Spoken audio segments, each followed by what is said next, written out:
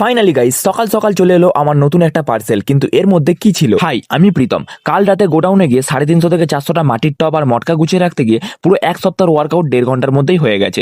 সকালবেলা ঘুম থেকে উঠে দেখছি পুরো গা হাত পা ব্যথা হয়ে আছে, তাই আজ আর সকালে মাঠে যাওয়া হয়নি। সকালবেলা ঘুম থেকে একটু দেরি করে উঠে ফ্রেশ হয়ে নিয়ে চলে গেছিলাম দোকান খুলতে। তারপর দোকানটা খুলে নিয়ে দোকানের ভিতরটা ভালোভাবে গুছিয়ে নিয়ে বাইরে এসে দেখছি টিনের উপর কিসের একটা আওয়াজ হচ্ছে। তারপর দেখলাম মাসি টিনের উপর বসে আওয়াজটা করছে। আরে আমার মাসি না, বাঘের মাসি।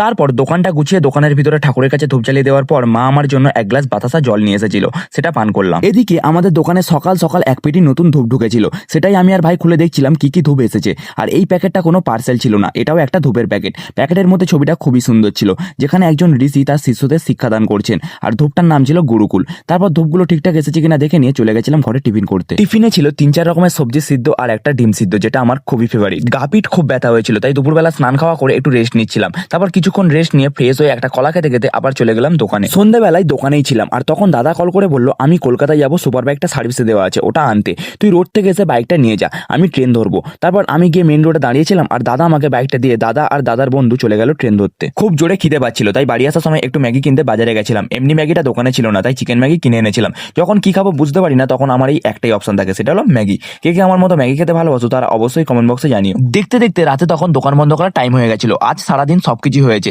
কিন্তু প্র্যাকটিসটাই হয়নি, কারণ আমার শরীরের অবস্থা খুবই খারাপ ছিল। কাল থেকে আবার প্র্যাকটিসে যেতে হবে। আজকের মতো ভিডিওটা এখানেই শেষ করছি, দেখা হচ্ছে কাল আবার নতুন কিছু নিয়ে। Till then, by.